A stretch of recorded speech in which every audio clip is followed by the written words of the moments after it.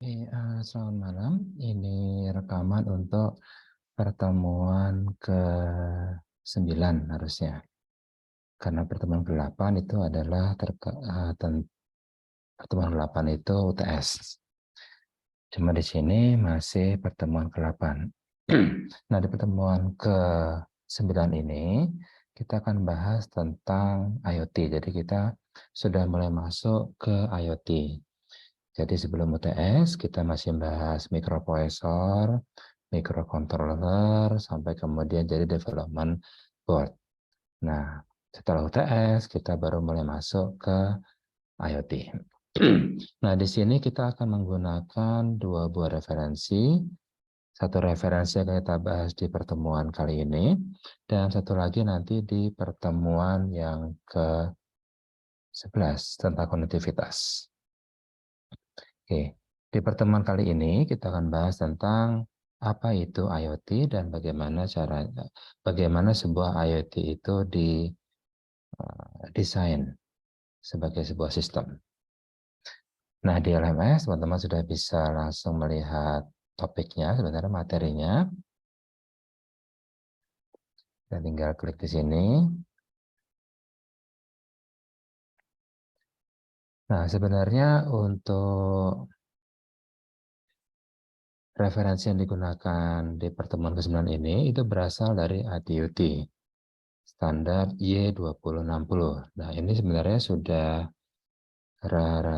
standar yang cukup lama, 2012, Juni 2012, berarti sudah 10 tahun lebih, tapi masih relevan untuk digunakan di perkuliahan ini. Oke. Nah, di sini teman-teman bisa langsung membacanya, tapi ada beberapa poin yang ingin kita diskusikan bersama. Pertama adalah tentang standar ini sendiri. Nah, ITUT Y itu membahas tentang Next Generation Network. Y2000 tepatnya. Nah, karena kita menggunakan Y2060, maka 2060 itu masuk ke sini. Frameworks dan fungsional arsitektur model. Jadi ada banyak di sini standar-standarnya, dan salah satunya adalah Y2060 yang khusus untuk membahas tentang IoT. Oke. Jadi Y2060 tahun 2012 itu merupakan bagian dari standar NGN, Next Generation Network, terutama frameworks dan fungsional arsitektur model, jadi tentang model-model arsitekturnya. Dan Y2060 itu fokus ke IoT. Nah, kalau teman-teman bisa ingin lebih dalam untuk membahasnya, teman-teman nanti bisa misalnya ke Smart Ubiquitous Network. Apa sih Smart Ubiquitous Network itu? Bisa melihatnya di salah standar dari Y2600 sampai Y2699. Ada banyak di sana. Oke. Nah, di sini ada beberapa poin yang ingin saya diskusikan. Pertama adalah tentang konsep dari IoT itu sendiri. Ini.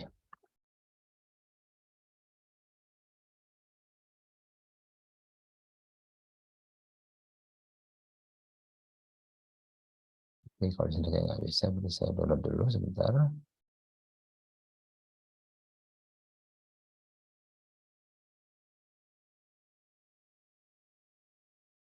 Ingin saya tulis soalnya. Nah, ada. Nah, lagi ke yang tadi. Mana dia? Mana dia? Mana dia? Nah, ini. Kita sedikit dulu. Oke. Nah, komunikasi pada dasarnya sebenarnya hanya mengenal dua dimensi.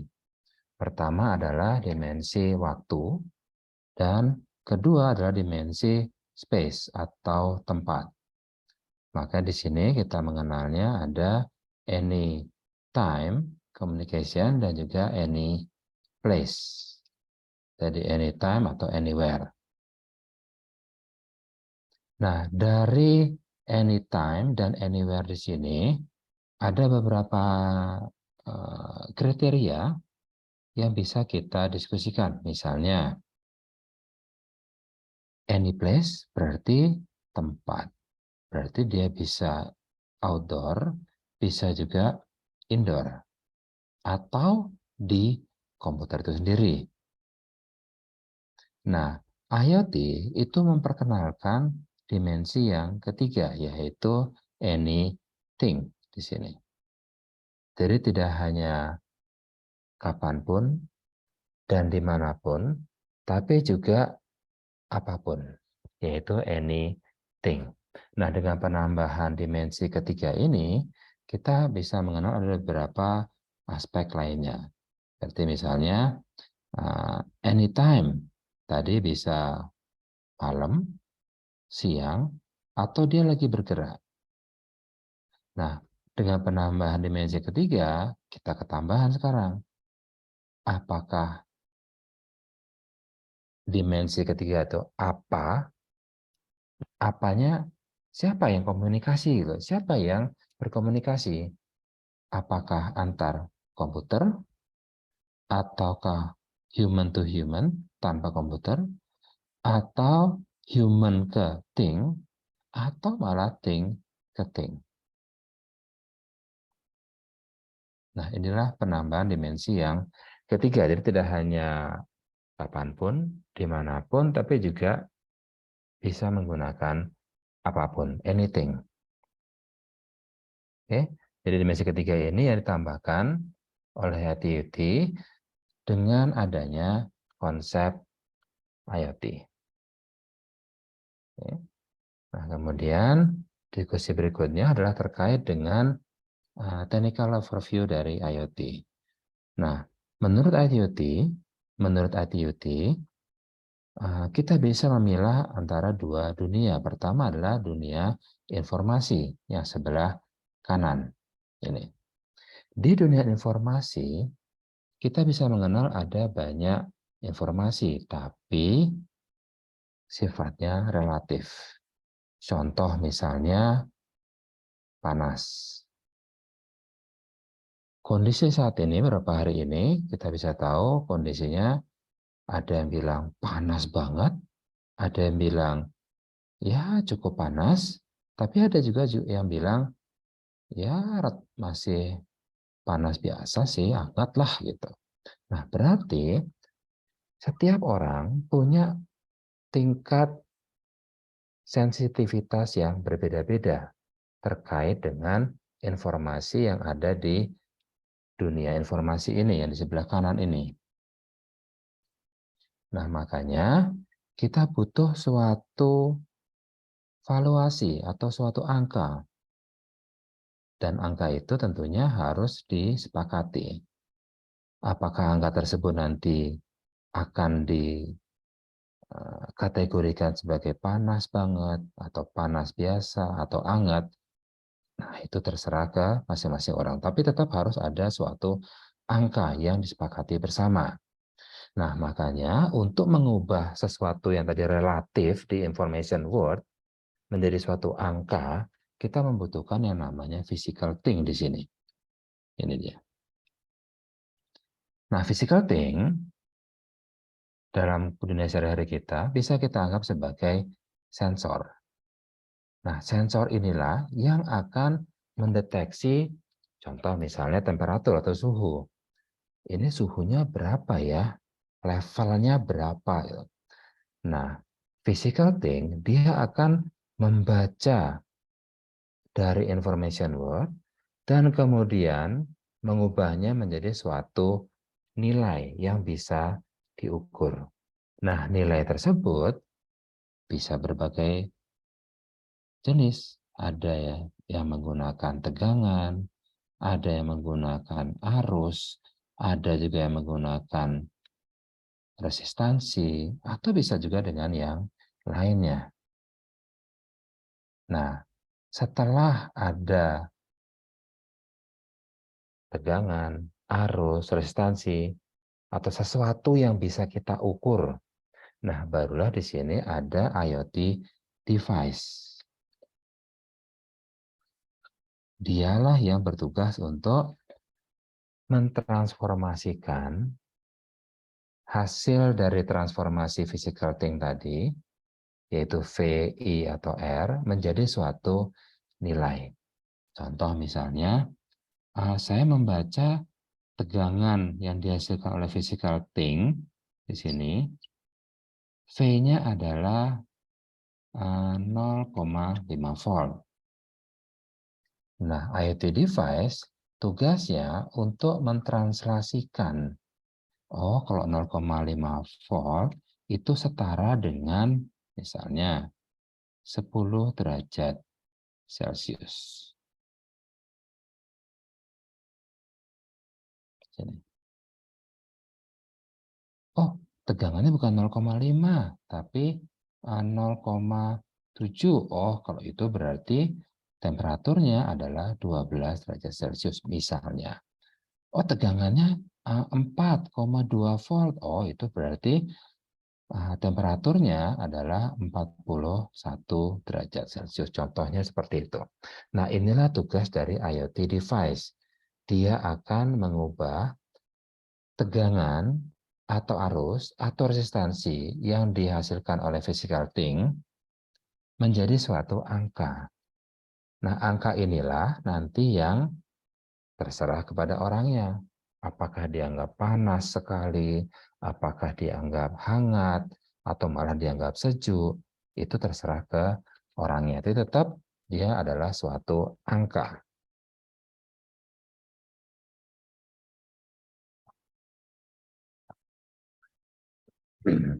Nah, tentunya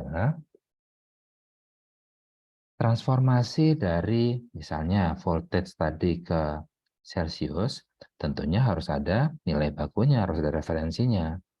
Contoh misalnya,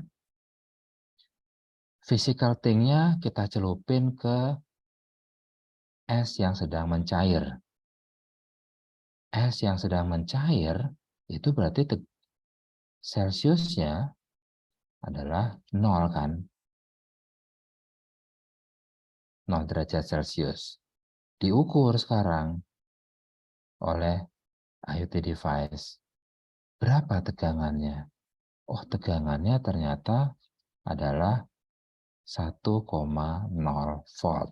Oke, berarti kalau physical thing-nya menghasilkan 1,0 volt, itu setara dengan es mencair atau 0 derajat Celcius. Nah, kemudian referensi kedua adalah air mendidih atau sedang titik uapnya atau 100 derajat Celcius. Kita ukur tegangannya berapa. Setelah kita ukur, oh ternyata tegangannya adalah 4,0 volt. Oke, berarti tegangannya bergerak dari 1 volt sampai 4 volt. Dan 1 volt setara 0 derajat Celcius, 4 volt setara 100 derajat Celcius. Nah, dari dua angka ini, misalnya, ternyata tegangan yang diukur sekarang adalah misalnya 2,5 volt. Oke, 2,5 volt. 2,5 volt, oh itu kan pas tengah-tengahnya ini. Berarti dia juga pas tengah-tengahnya ini dong. Berarti 50 derajat Celcius. Contohnya seperti itu. Tentunya dengan asumsi bahwa translasi ini atau transformasi ini dia linear. Jadi contohnya misalnya seperti ini. Pada saat misalnya ini adalah V, ini adalah derajat Celcius. Pada saat V-nya 1, dia adalah 0 derajat Celcius. Misalnya di sini 0. Pada saat 4 volt, berarti dia di sini misalnya 100 derajat Celcius. Kalau kita asumsikan bahwa dia adalah linear, maka dia garisnya adalah mendatar seperti ini. Garis lurus. Berarti kalau tegangan yang diukur 2,5, berarti di sini maka 2,5 volt tersebut dia merepresentasikan temperatur 50 derajat Celcius. Tentunya dengan asumsi tadi, asumsinya adalah linear. Tapi kalau nggak linear, misalnya dia seperti ini, bentar saya ganti warna dulu.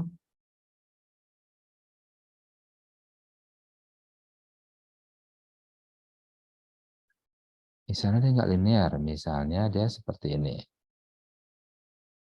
Berarti kalau tegangannya 2,5 volt, bukan 50 volt lagi, tapi ternyata dia adalah 10 volt misalnya. Kalau dia tidak linear. Oke? Nah, ini sekarang tergantung ke sensornya tentunya. Apakah sensornya linear, atau eksponensial, atau malah logaritmis, atau yang lainnya. Tentunya dia harus mengikuti suatu fungsi matematika tertentu. Atau setidaknya mendekati suatu fungsi matematika. Oke? Nah, setelah kita mendapatkan suatu angka, yaitu angka ini, atau ini, nah kemudian angka ini mau diapain? Apakah kita keep saja? Atau mau kita kirimkan? Kalau kita keep saja, contohnya misalnya seperti ini. Setelah di IoT device, udah nggak kemana-mana. Disimpan aja di IoT device. Atau kalau misalnya, wah data ini sangat penting, kita harus monitoring secara real time. Contoh misalnya suhu di dalam ruang server. Kita harus tahu, jangan sampai nanti AC-nya mati, blower mati, sehingga ruang server itu bisa sampai 40 derajat Celcius. Kepanasan, jebol semuanya. Jebol semua server. Kita harus bisa monitoring. Nah, kalau kita ingin monitoring seperti itu, tentunya temperatur tadi harus kita kirimkan ke tempat lain. Nah, untuk mengirimkan data tersebut, ada 3 alternatif.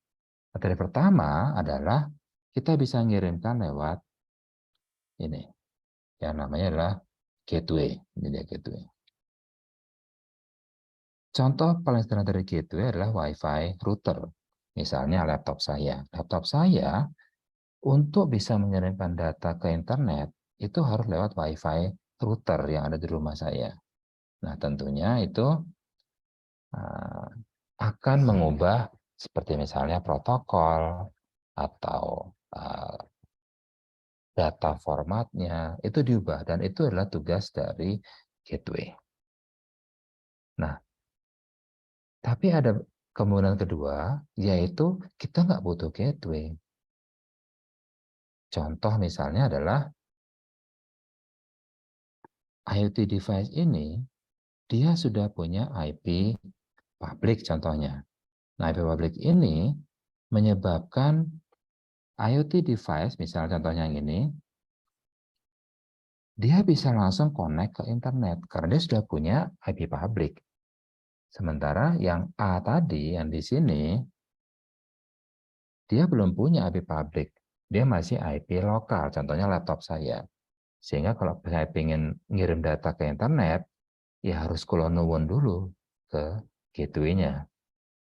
Nanti gateway-nya baru dia akan mengirimkan data ke device lainnya. Contohnya seperti itu. Tapi kalau B, dia nggak butuh, karena dia sudah langsung connect ke internet.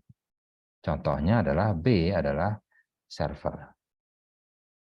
Server yang terletak di ruang server dan sudah mendapatkan IP public secara langsung. Jadi dia sudah punya koneksi langsung ke internet. Oke. Contohnya misalnya seperti ini, kita coba lihat.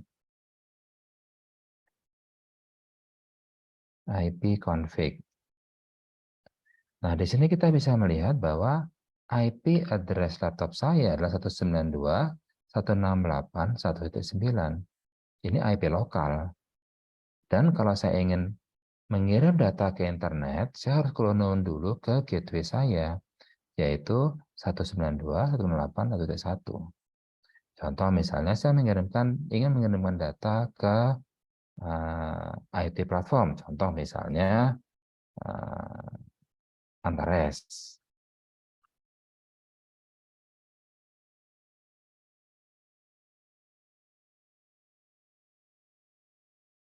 Seperti ini misalnya. Oh, Antares, benar nggak ya? Antares. Antares.id, sorry. Salah, bukan .com. Antares.id. Nah, itu dia. Oh, tapi nggak bisa di-ping dia ternyata. Nah, kalau saya mengirimkan data dari laptop ke Antares, maka saya harus clone dulu ke gateway saya, yaitu yang ini. Tapi kalau saya adalah server yang sudah punya IP public, maka saya bisa langsung dong kirim data ke Antares. Tidak perlu gateway lagi. Contohnya seperti itu. Oke.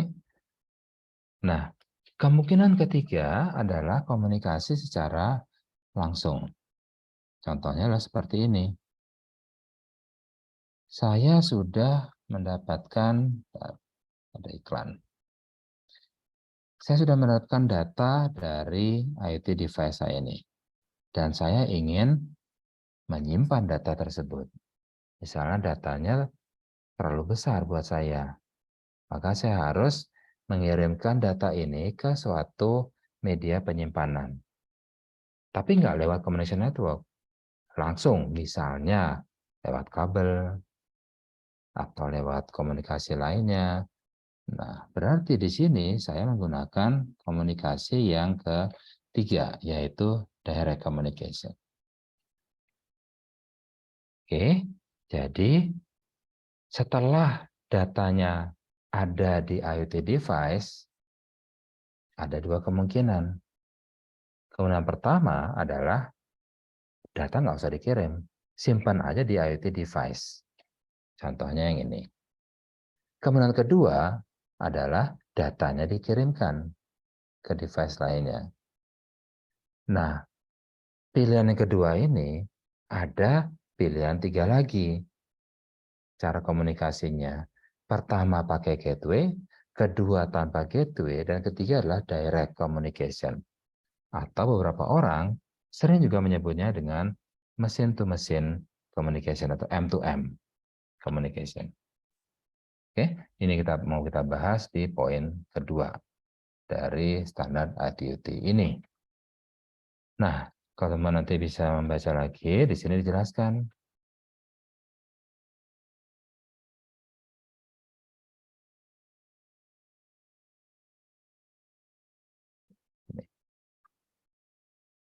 Jadi misalnya, physical thing itu apa aja sih tugasnya?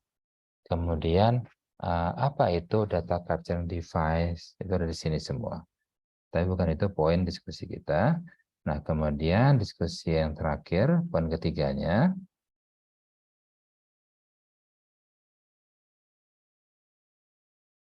adalah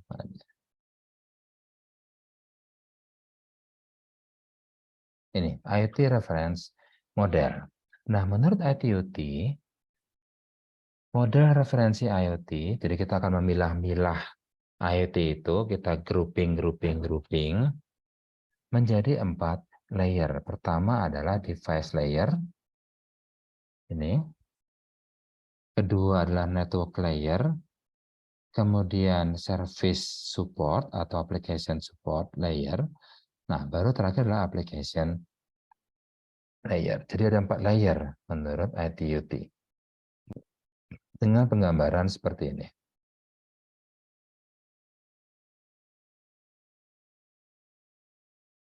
Oke. Nah, di level paling bawah adalah device layer. Device layer, dia ada 2 capability, ada dua fungsi di dalamnya, yaitu device dan gateway. Oke, berarti ingat tadi ya, tadi kan ada information word, kemudian ada physical thing, dan ada IoT device, dan kemudian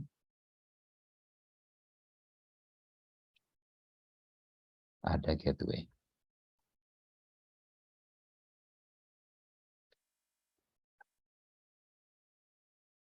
Ya, ada physical thing, ada device, dan ada gateway. Nah, tiga komponen ini disebut sebagai device layer. Nah, device layer di bawahnya ada penjelasannya. Ini, mana dia? Ini. Device layer memiliki dua kapabilitas atau dua kemampuan. Yang pertama adalah device capability, kemampuan device.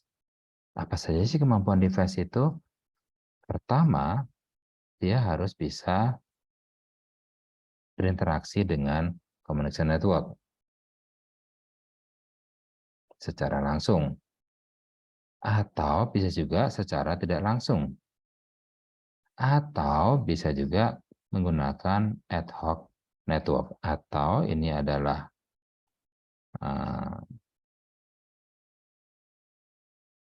ini yang tadi case A, ini case B, dan inilah case C.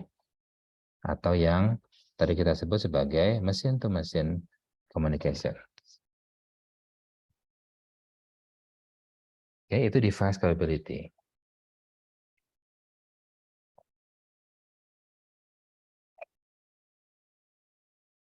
Nah, di device layer juga ada kemampuan gateway. Nah, gateway sendiri dia harus punya beberapa kemampuan. Pertama adalah dia harus punya multiple interface support. Jadi dia harus bisa menyediakan kemampuan interfacing dengan device. Ingat tadi kan, ini physical thing, ini adalah IT device-nya, dan ini adalah gateway-nya. Nah, gateway dia harus mampu mengakomodasi atau menerima device-nya bisanya apa. Jadi harus bisa, misalnya device-nya, saya butuh komunikasi lewat Zigbee. Oke, berarti gateway-nya harus bisa Zigbee dong. Atau device-nya butuhnya Wi-Fi. Oke, berarti gateway juga harus bisa Wi-Fi, tergantung dari connectivity yang digunakan. Itu kemampuan dari gateway yang pertama. Kemampuan dari gateway yang kedua adalah dia harus bisa melakukan konvensi protokol. Contoh misalnya, dari device ke gateway itu menggunakan Bluetooth. Tapi dari gateway ke communication network, ini sudah menggunakan yang TCP/IP misalnya.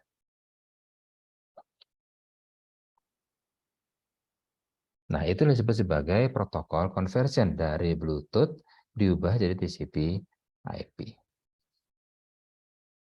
Oke, ini untuk device layer. Nah, layer berikutnya adalah network layer. Di sini. Nah, di network layer, dia ada dua kapabilitas juga. Pertama adalah networking, dan kedua adalah transport. Apa itu? Kita coba lihat. Nih. Networking capabilities, dia berarti harus bisa menyediakan kemampuan atau beberapa fungsi dari network. Misalnya,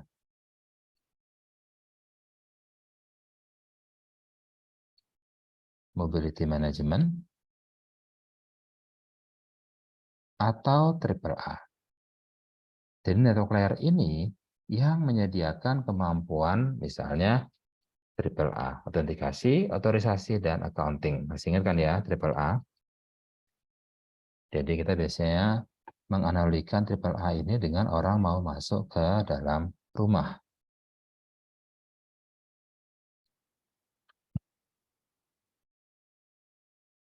Autentikasi, berarti orangnya harus punya kunci dong untuk bisa masuk ke dalam rumah.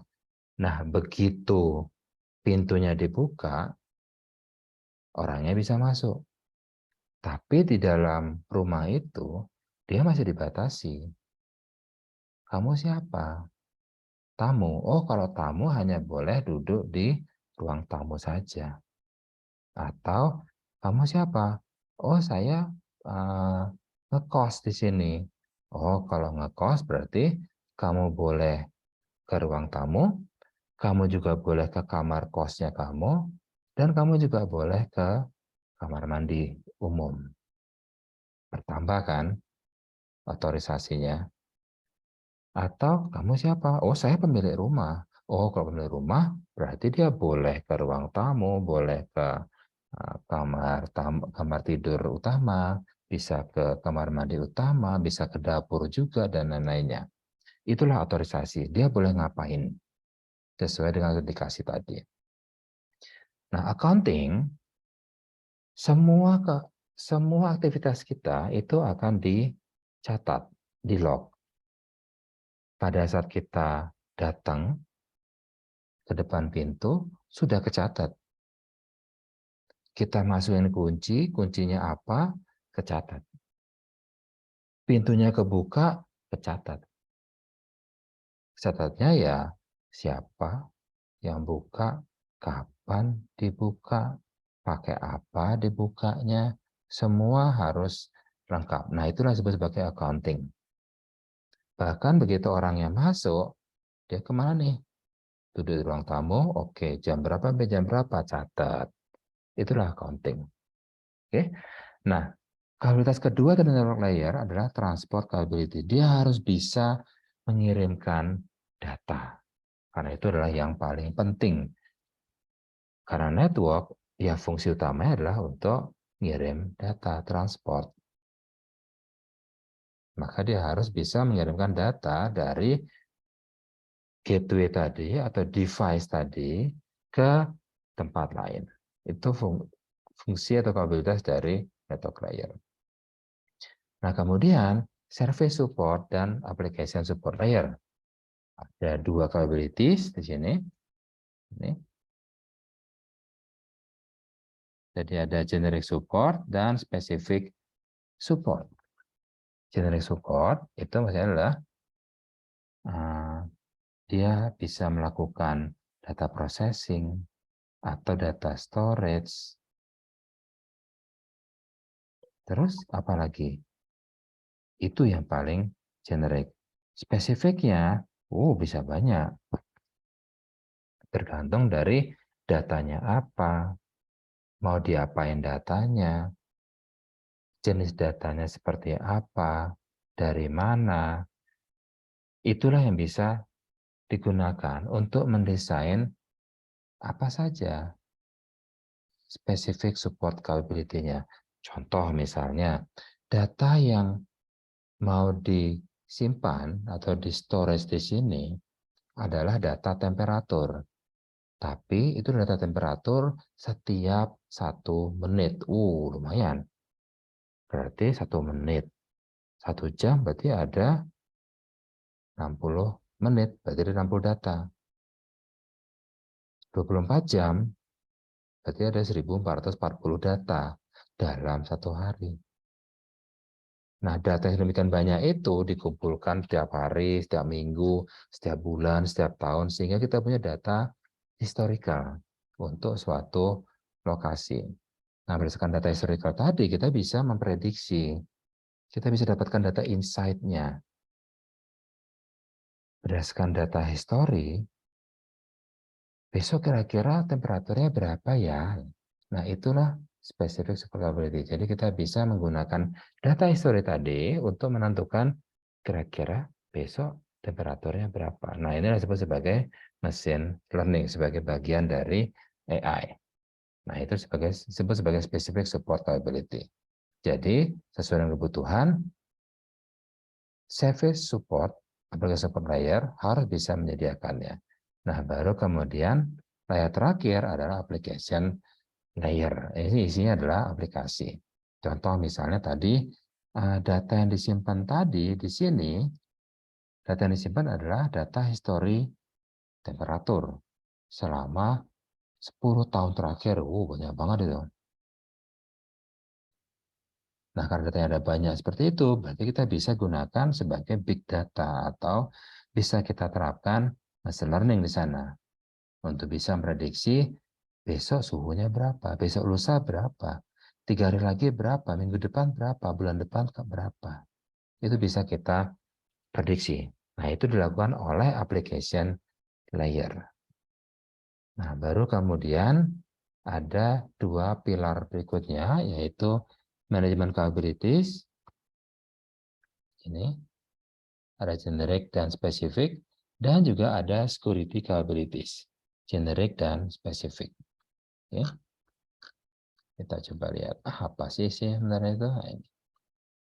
Manajemen capabilities isinya adalah seperti ini. Device management. Jadi kalau misalnya kita punya sebuah sistem yang IoT device ada banyak banget, kalau misalnya ada device baru atau ada pergantian device lama misalnya rusak, kita ganti baru, gimana caranya sistem secara keseluruhan itu bisa mengenali ini loh ada device baru. Nah, itu sebagai device management. Oke. Kemudian topologinya gimana ya? Karena topologi ini sangat menentukan untuk routing. Data harus saya kirimkan kemana? Misalnya, ini ada IoT device, ini ada IoT device, ini ada IoT device, ada IoT device. Nah, ketimbang dia mengirimkan ke pusat, kenapa enggak dari sini kirim aja dulu ke sini, terus kirim ke sini, baru dikirim ke sini. Jadi dia hopping. Jadi hop, lompat datanya. Nah, routing seperti ini akan berhasil kalau kita tahu topologinya. Jadi dia tahu untuk mengirimkan si A misalnya, kalau ingin mengirimkan data ke pusat, saya ngirimnya lewat mana? Gitu. Nah, itu disebut sebagai topologi manajemen. Dan kalau ada congestion, misalnya ada data yang bentrok atau ada yang mampet, gimana caranya sistem IT kita bisa melakukan congestion management? Nah, inilah disebut sebagai manajemen capability yang esensial. Kalau spesifiknya gimana? Nah, itu tergantung sesuai dengan IoT-nya dipakai di mana dulu. Contoh misalnya di smart grid. Oh, berarti kalau smart grid, kita harus hati-hati. Kalau smart grid itu kan berarti power terjamin dong. Tapi tegangannya tinggi banget, itu harus hati-hati kita. Karena dia bisa sampai puluhan ribu volt tegangannya. Nah, kalau kita tidak hati-hati, bisa jeblok atau jebol nanti IoT device kita. Oke, ini untuk manajemen capabilities. Nah, capabilities yang kedua, pilar kedua adalah security capabilities. Nah, ini juga ada generic dan juga ada spesifiknya. Di generic, ya seperti ini. Bisa untuk triple A, kemudian bisa untuk CIA, atau confidentiality, integrity, dan bisa untuk privacy protection, dan juga bahkan sampai ke antivirus untuk di application layer. Tapi kalau di network layer, sama bisa buat triple A, untuk signaling data, confidentiality, integrity, dan seterusnya. Oke.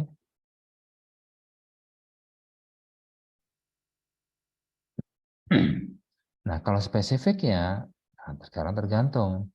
Ini buat apa dulu IoT-nya? Contoh misalnya, oh ini buat mobile payment. Oh, payment, uang ini. Kalau uang, berarti security-nya harus kita benar-benar hati-hati. Oke? Baik, itu saja untuk yang mau saya diskusikan terkait dengan pertemuan ke 9 ini. Dan nanti akan saya buatkan rekaman berikutnya untuk menjelaskan tentang project. Oke, terima kasih untuk perhatiannya dan selamat malam semuanya.